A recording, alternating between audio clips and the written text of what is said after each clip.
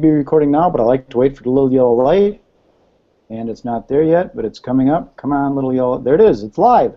Hey, Internet friends. Magic Brad here, Synergy Collaborative, Synergy Cafe, and all those sorts of things. And I've got my friend Damon Dickinson on the other end. We're both living in Asheville, but he's on the north side, I'm on the south side, and we're connecting via the Internet. Damon, are you there? I am, Sir Brad. Perfect. Good afternoon.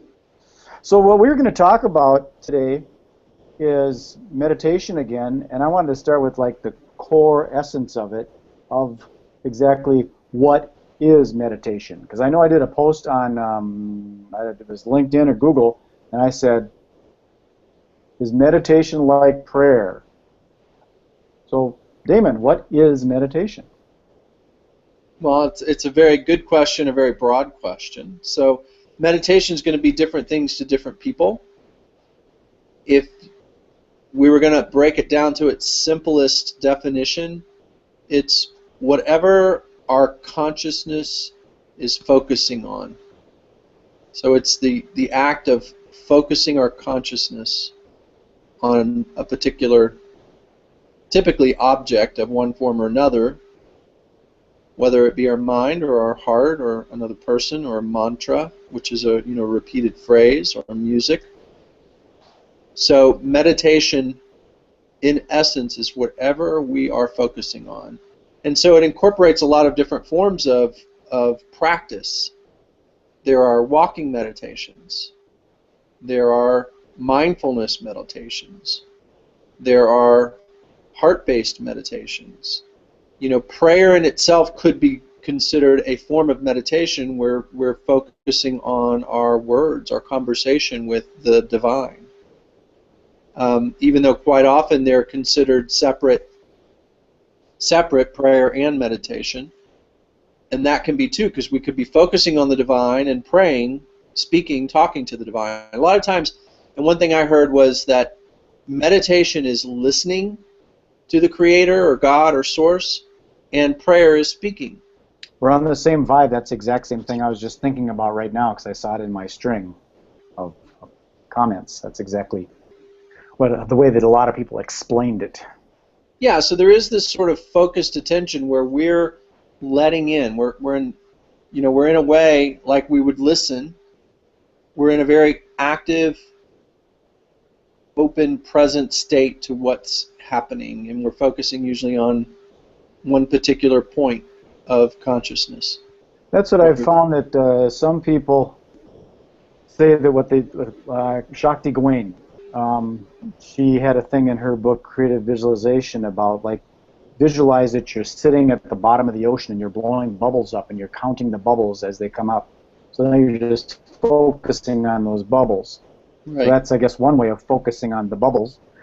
And it's they're all just techniques of quieting the mind, because the mind is always thinking. And so isn't it kind of like just the ability to really relax your body, so you're not thinking about your tense shoulders, just be relaxed, and then stop that chatter in the mind thinking, I got to get to work, or all these things that you think you've got to do, so that it's to a neutral place, and then you'll be able to get information that is non-polarized. Is that a way of explaining it? Yeah, but I mean, really, meditation can be so many different things. That's, a classical form of meditation that people think of is one where you're training your mind to be quiet. You're relaxing. You're sitting in a posture.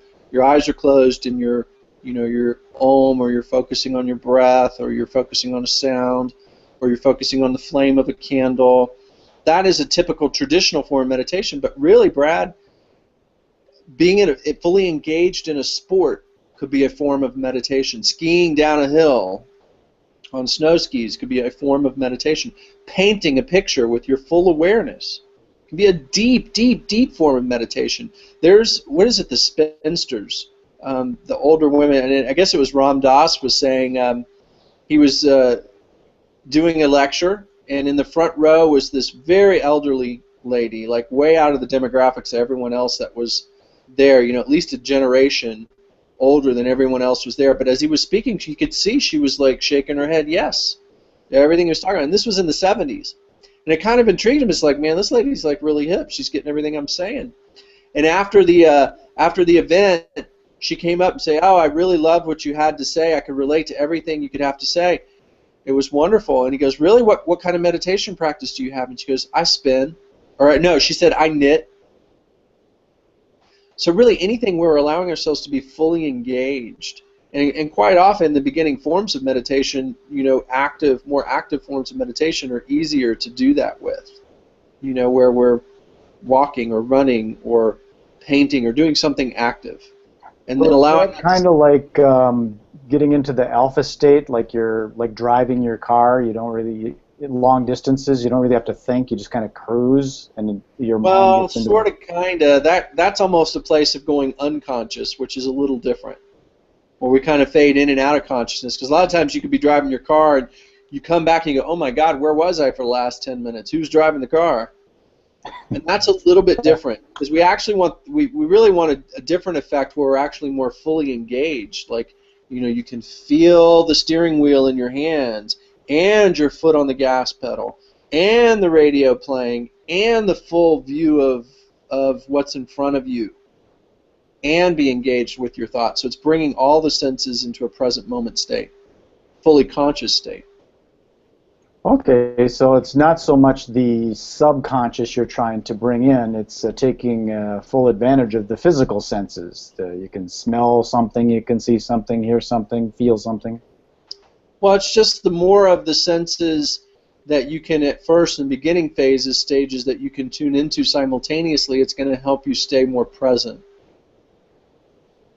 And it also, in a sense, can help you to kind of detach from our unconscious patterns. Because a lot of times what's happening when we're, like, for example, driving and we kind of go unconscious and we come back is we get lost in our thinking.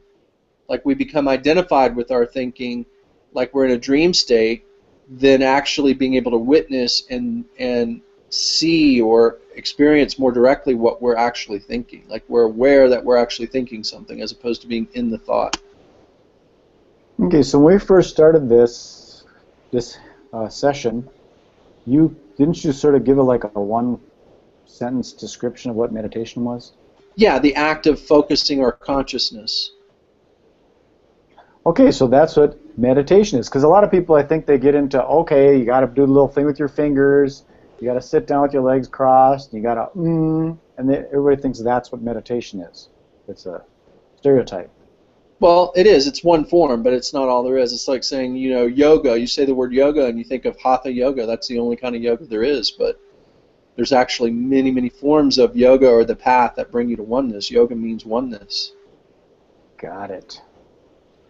Okay, well, again, I don't like to do these things too long and take people's too much of their time, and I've got some stuff that I've got to do. This was kind of a short one. If you want to go longer, we can go a little longer. It's only No, this is great. I think we answered the question, and we'll look forward to more of these sessions where we can answer more of the questions. Absolutely, and we've got these things out and about. If anybody wants to learn more, of course, you can just click on links around this video and get a hold of Damon or myself.